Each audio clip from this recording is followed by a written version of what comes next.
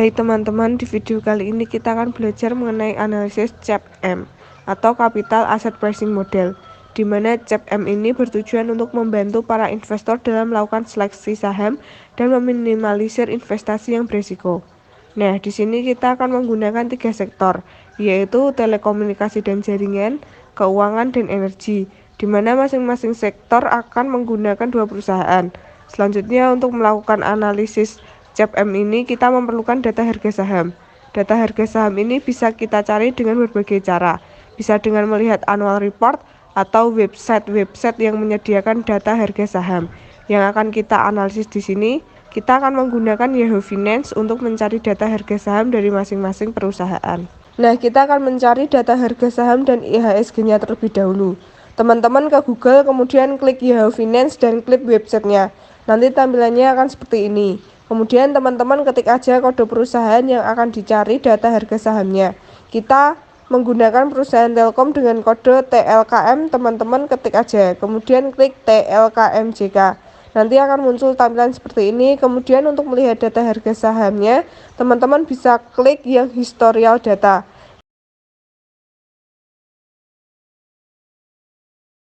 Karena kita akan menggunakan data harian, maka time period-nya harus dirubah dulu ya teman-teman. Ini kita menggunakan data bulan Agustus sampai September.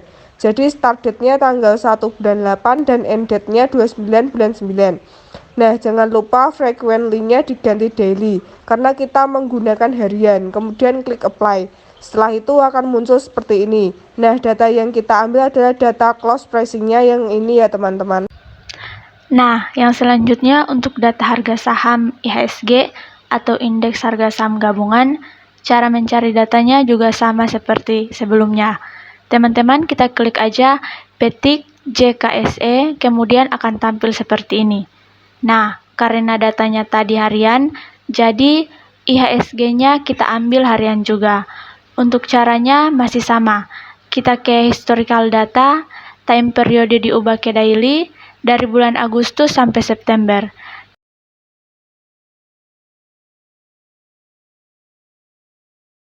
Teman-teman jangan lupa frequently-nya juga dirubah ke daily. Kemudian apply dan kita ambil data close pricing-nya.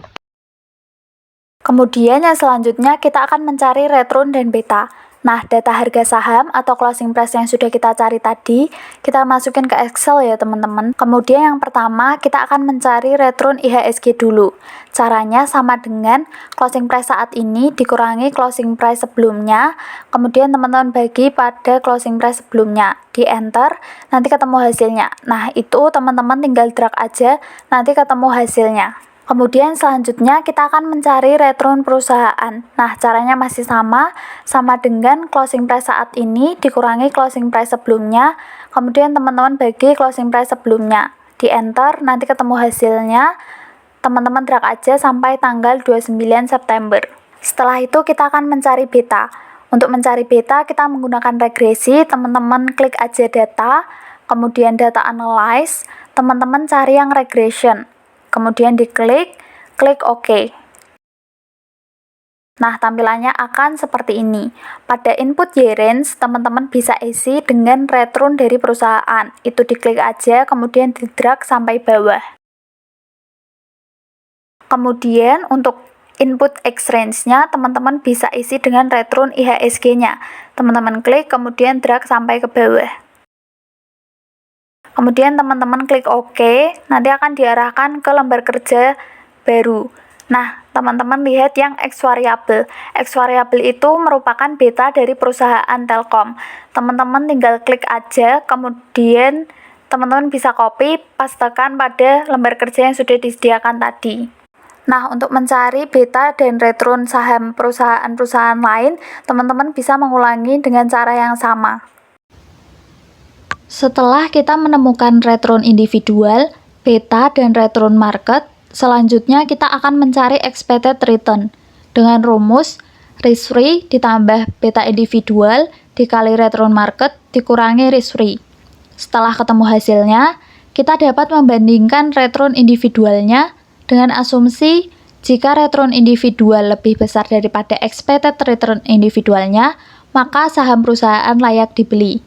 Nah, Bisa teman-teman lihat, perhitungan kelompok kami menunjukkan bahwa ke-6 perusahaan yang kami analisis saham perusahaannya layak untuk dibeli, karena return individual lebih besar daripada expected return individualnya.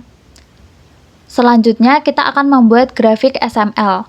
Grafik SML ini digunakan untuk menilai tingkat return yang diharapkan dari suatu sekuritas individual pada suatu tingkat resiko sistematis tertentu atau beta. Teman-teman bisa lihat, di sini garis SML itu didapat dari risk-free 0,67% dan return IHSG 1,29%. Kemudian masing-masing perusahaan tadi memiliki beta dan return. Nah, itu tinggal teman-teman masukin aja ke grafiknya, yang horizontal beta, kemudian yang vertikal itu return. Kesimpulannya, setelah melihat dari titik masing-masing perusahaan pada grafik, kita bisa menyimpulkan bahwa ke-6 perusahaan tersebut efisien dan dapat dikatakan under value, sehingga saham layak dimiliki investor. Nah, yang selanjutnya ada grafik CML. Grafik CML ini merupakan hubungan antara expected return dengan total resiko pada portofolio yang efisien di kondisi pasar yang seimbang.